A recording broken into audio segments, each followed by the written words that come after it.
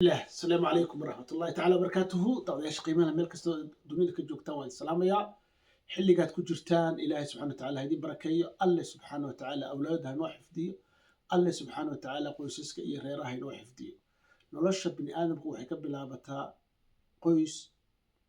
qoyskuna wax laga maarmaan oo inuu awlaadda siiyo tarbiyad wanaagsan markaas ayay bulshadu dhismaysaa oo hagaagaysaa barnaamijkan aan ugu magac daray taxanaha tarbiyadda toosan ee saddexda ta ah waxaan rabaa in oo aan space uga dhigay ama gundhig uga dhigay buugga kan anigu aan qoray oo ah ciwaankiisu yahay sidee ilmaha uu kuu maqlaa faham ilmahaaga oo farxad kula noolow aniga oo ah cabdalla cabdiraxmaan shafey degan magaalada copenhagen dalka denmark waan idin salaamayaa insha allahu tacaala si yaroo ka kooban ayaan doonayaa inaan idinla wadaago qaybaha buuggu ka kooban yahay anigoo mar walba wixii yar aan awoodo kasoo qaadanaya insha allahu tacaala buugga waad dalban kartaan meel kastoo dunida ka joogtaan waan idiin soo dirayaa telefoonkayga waa eber 45 28 marka barnaamijka dhameynaya waan ku celin doonaa insha allahu tacaala barbaarintu walaalayaal waa waalid wax barbaarinaya ilmihiisa uu barbaarinayo iyo xiriirkoodii iyo sidii ilmaha loo barbaarin lahaa waxaan qaybta koowaad ee buugga u soo hormariyey inta badan dadku marka barbaarinta laga hadlayo waxay ka hadlaan ama eegaan ilmahani muxuu wax maqli waaye ilmahani sida waalidkiis doona muxuu yeeli waaye wuxuusan fahamsanayn in dhakhtarku haddii aanu qofka bukaanka daaweyn waayo macnaheedu inay tahay inaanu dhakhtarkani aqoontii loo baahnaa lahayn walaalayaal suurtagal maaha in qof uu dhakhtar noqdo isagoon aqoon dhakhtar lahayn suurtagal maaha qof inuu injineer noqdo daara dhiso oo baabuur sameeyo isagoon aqoonteeda lahayn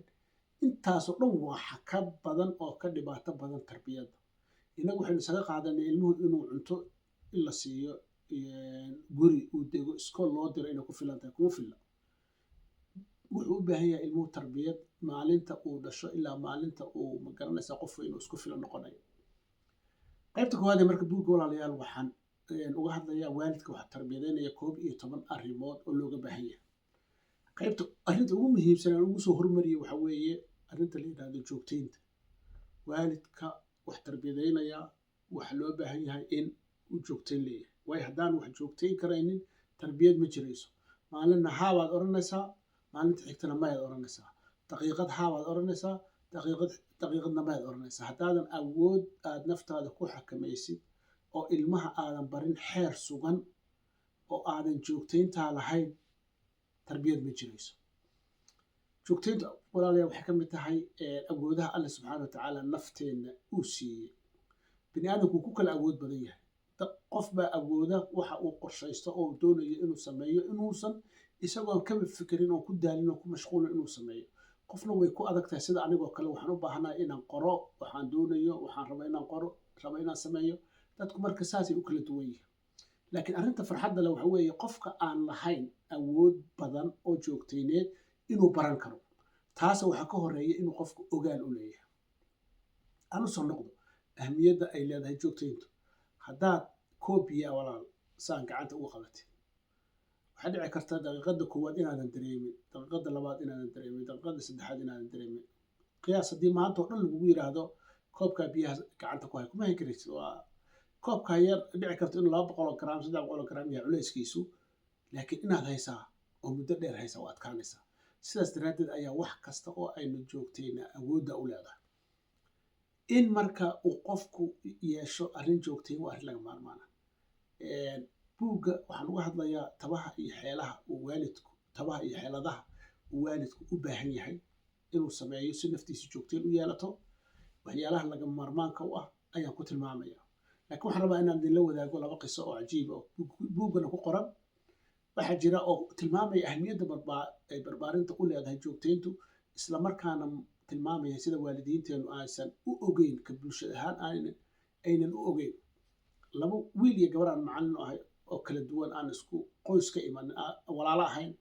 ayaa mid walba waxaan weydiiyey marka aad khalad samaysaan maxay aabe iyo hooyo sameeyaan wiilkii iyo gabadhii iyagoon is ogeyn xilli kala duwan baan weydiiyey mid waliba wuxuu yiri aabe iyo hooyo waxay nagu yidhahdeen qolkiina gala waa ka soo bixina dabcan waa carruurta qurbaha joogta oo waalidkood og yihiin inaan ilmaha lana dilin laguna qaylin waxay yidhahdeen qolkiina gala nagu yidhahda kadibna maxaa dhacan nagu yidhi kadib waxay yidhahdeen way iska ilaawaan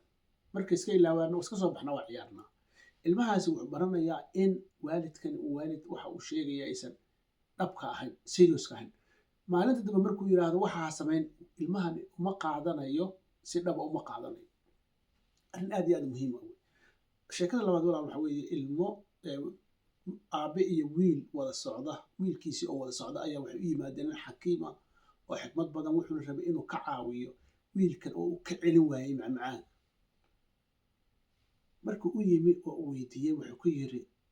waxaan doonayaa inaad iga caawisid arrintata ninkii xakiimka ahaa ee xikmadda badnaa wuxuu ku yiri igu soo noqo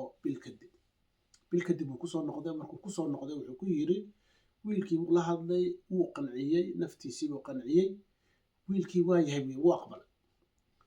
aabihii marka su-aal baa ku dhalatay wuxuu yidhi hadday sidaa u fududahay maxaad bil kadib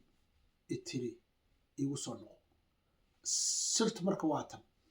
ninkii xikmadda badnaa xakiimkaa wuxuu yidhi aniga ayay igu adag tahay aniga ayaa dhib ku qabay cunitaanka macmacaanka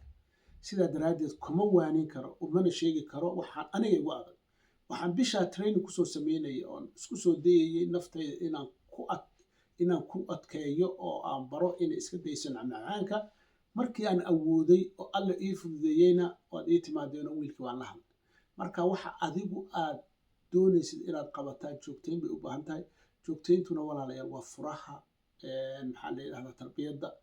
waxaad u baahan tahay inaad is ogaatid inteed awood u leedahay dadka alla siiyo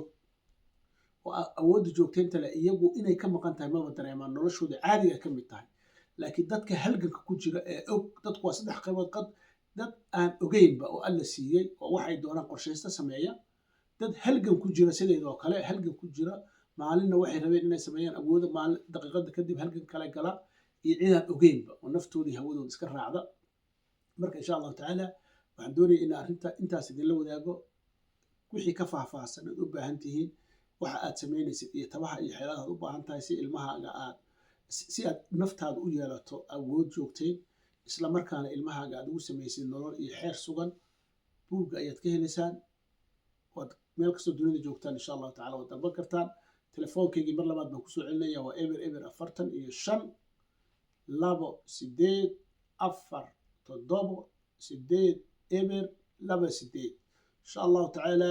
kulankeena xiga insha allahu tacaala waxaan sii wadi doonaa waxyaalaha looga baahan yahay waalidka barbaariyaha oo doonaya wax barbaariyo 11 arrimood looga baahan yahay ayaan sii wadi doonaa insha allahu tacaala kulankeena kulanka xiga waxaan idin leeyahay asalaamu calaykum waraxmatullaahi tacaala wabarakaatuhu